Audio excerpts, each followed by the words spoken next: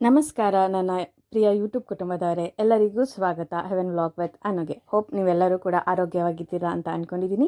ಇವತ್ತು ಒಂದು ಹೊಸ ವಿಡಿಯೋ ಯಾವುದು ಅಂದರೆ ಆರೋಗ್ಯಕರ ಮತ್ತು ರುಚಿಯಾದ ರೆಸಿಪಿ ತಂದಿದ್ದೀನಿ. ಇವತ್ತು ಮಾಡ್ತಾ ಇರೋದು ಬದನೆಕಾಯಿ ಫ್ರೈಡ್ ಲೆಟಸ್ ರೋಲ್. ಅಂದರೆ ಬದನೆಕಾಯಿಂದ ಯಾವಾಗಲೂ ಬೆಂಗನ್ ಫ್ರೈ ಮಾಡ್ತೀವಿ, ಆದರೆ ಅದರಲ್ಲಿ ರೋಲ್ ಮಾಡಿದ್ರೆ ಹೇಗಿರುತ್ತೆ. ಸೊ ಇದನ್ನು ನೋಡಿದರೆ ಡಯಟ್ ಮಾಡೋರು ಕೂಡ ಖುಷಿಯಾಗುತ್ತೆ, ರುಚಿ ಇಷ್ಟಪಡೋರಿಗೂ ಕೂಡ ಇದು ತುಂಬಾ ಖುಷಿಯಾಗುತ್ತೆ. ಸೊ ಫಸ್ಟ್ ನಾವು ಬದನೆಕಾಯಿನ ಹಿಸ್ಟ್ರಿ ತಿಳ್ಕೊಳ್ಳೋಣ. ಬದನೆಕಾಯಲ್ಲಿ ವೆರೈಟೀಸ್ ಇದೆ. ಸೊ ಅದಂತೂ ತುಂಬ ಎಲ್ಲರಿಗೂ ಕೂಡ ಅದು ಅಡುಗೆನಲ್ಲಿ ಬಳಸೋದಕ್ಕೆ ತುಂಬಾ ಇಷ್ಟ ಆಗುತ್ತೆ. ಸೊ ಇದ್ರ ಬಗ್ಗೆ ಹಿಸ್ಟ್ರಿ ಏನಂತ ಅಂದರೆ, ಬದನೆಕಾಯಿನ ಕನ್ನಡದಲ್ಲಿ ಬದನೆಕಾಯಿ ಎಂದು ಕರೀತಾರೆ. ಇದು ಭಾರತದಲ್ಲಿ ಹಲವು ಶತಮಾನಗಳಿಂದ ಅಡುಗೆಯಲ್ಲಿ ಬಳಸಲಾಗುತ್ತಿದೆ. ಇದರ ಮೂಲ ದಕ್ಷಿಣ ಏಷ್ಯಾ ಮತ್ತು ಭಾರತದ ಭಾಗಗಳೆಂದು ಹಲವರು ಇತಿಹಾಸಕಾರರು ನಂಬುತ್ತಾರೆ. ನಂತರ ಇದು ಮಧ್ಯಪ್ರಾಚ್ಯ, ಯುರೋಪ್ ಹಾಗೂ ಜಗತ್ತಿನ ಅನೇಕ ದೇಶಗಳಿಗೆ ಹರಡ್ಕೊಳ್ಳುತ್ತೆ. ಇಂದು ಇಟಾಲಿಯನ್, ಮೆಡಿಟೇರಿಯನ್, ಇಂಡಿಯನ್ ಮತ್ತು ಮಿಡಲ್ ಈಸ್ಟರ್ನಲ್ಲಿ ತುಂಬ ಅಡುಗೆಗಳಲ್ಲಿ ವಿಶೇಷವಾಗಿ ಇದನ್ನು ಒಳ್ಳೆ ಸ್ಥಾನ ಇದೆ. ಲೆಟಸ್ ರೋಲ್ ಮಾತ್ರ ಇತ್ತೀಚೆಗೆ ಆರೋಗ್ಯಕರ ಆಹಾರ ಟ್ರೆಂಡ್. ಅಂದರೆ ನಾವು ಕೂಡ ಯಾಕೆ ರೋಟಿ ಬದಲು ಲೆಟಸ್ನ ಟ್ರೈ ಮಾಡಬಾರ್ದು, ಹಗುರವಾಗಿರುತ್ತೆ ಅಂತ ಮಾಡಿರುವಂಥ ಫ್ರೆಶ್ ಆಗಿ ರುಚಿ ಸಿಗುವಂಥ ರೆಸಿಪಿ. ಸೊ ಈ ವಿಡಿಯೋ ನಿಮಗೆ ತುಂಬಾ ಇಷ್ಟ ಆಗುತ್ತೆ. ಡಯಟ್ ಮಾಡೋರಿಗಂತೂ ಇದು ಸೂಪರ್ ಫುಡ್ ಅಂತಲೇ ಹೇಳ್ಬೋದು.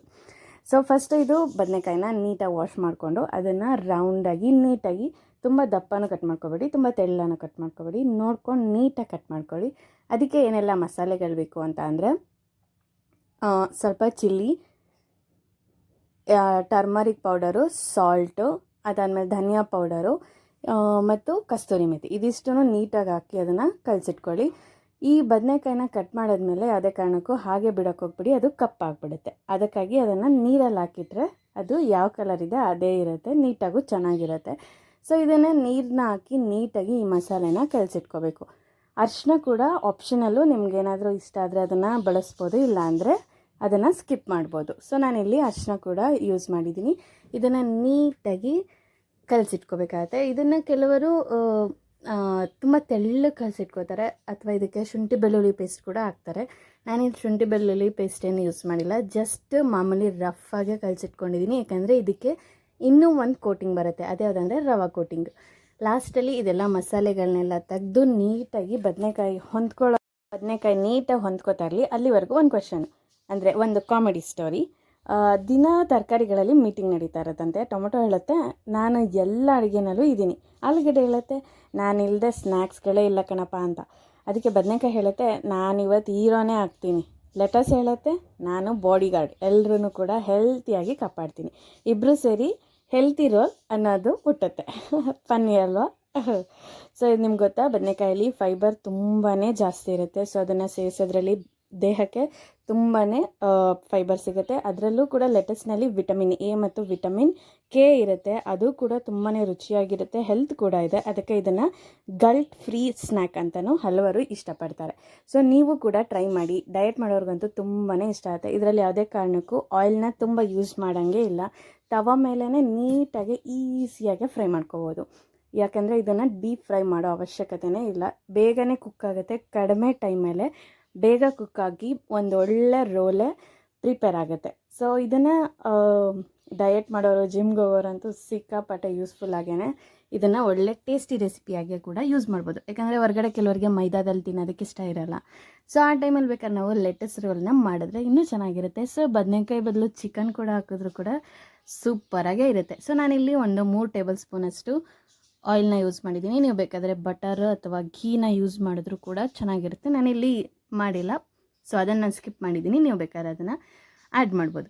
ಸೊ ಇದಕ್ಕೆ ನೀಟಾಗಿ ಕಾದಿರೋ ಎಣ್ಣೆಯಲ್ಲಿ ನಾವೀಗಾಗಲೇ ಪ್ರಿಪೇರ್ ಮಾಡಿಟ್ಕೊಂಡಿರುವಂತಹ ಬದನೆಕಾಯಿ ಏನು ರವೆನಲ್ಲಿ ಮಿಕ್ಸ್ಚರ್ ಮಾಡಿಟ್ಟಿದ್ದೀವಿ ಅದನ್ನು ನೀಟಾಗಿ ತವ ಮೇಲೆ ಹಾಕ್ಕೋಬೇಕಾಗತ್ತೆ.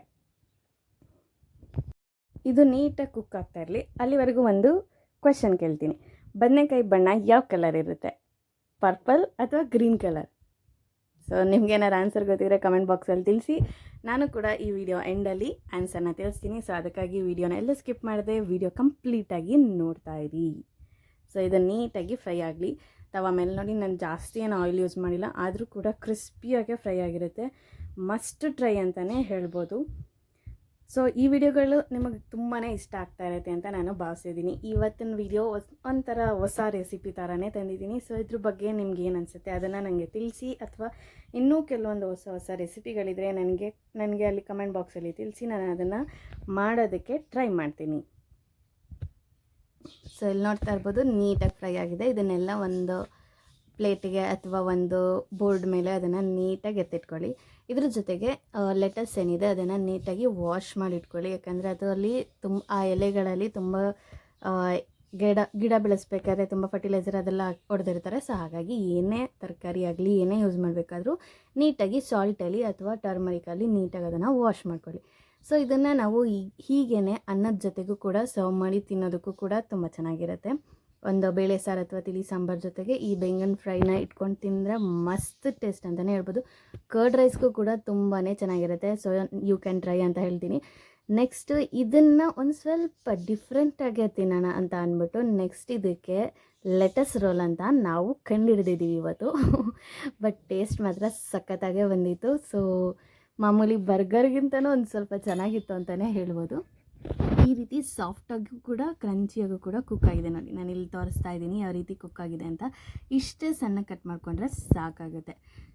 ಸೊ ಇದಕ್ಕೆ ಅಂತ ಒಂದು ಸಾಸ್ ಕೂಡ ಪ್ರಿಪೇರ್ ಮಾಡ್ತಾ ಇದ್ವಿ ಲೆಟಸ್ ರೋಲ್ಗೆ. ಸೊ ಅದಕ್ಕೆ ಏನೇನು ಬೇಕಾಗುತ್ತೆ ಅಂದರೆ ಟೊಮೆಟೊ ಸಾಸ್ ಬೇಕಾಗುತ್ತೆ, ರೆಡ್ ಚಿಲ್ಲಿ ಸಾಸ್, ಸ್ವಲ್ಪ ಒರೆಗಾನೋ ಪೌಡರ್, ಅದಾದಮೇಲೆ ಸ್ವಲ್ಪ ಚಿಲ್ಲಿ ಪೌಡರ್ ನೀವು ಯೂಸ್ ಮಾಡೋಂಗಿದ್ರೆ ಮಾಡ್ಬೋದು.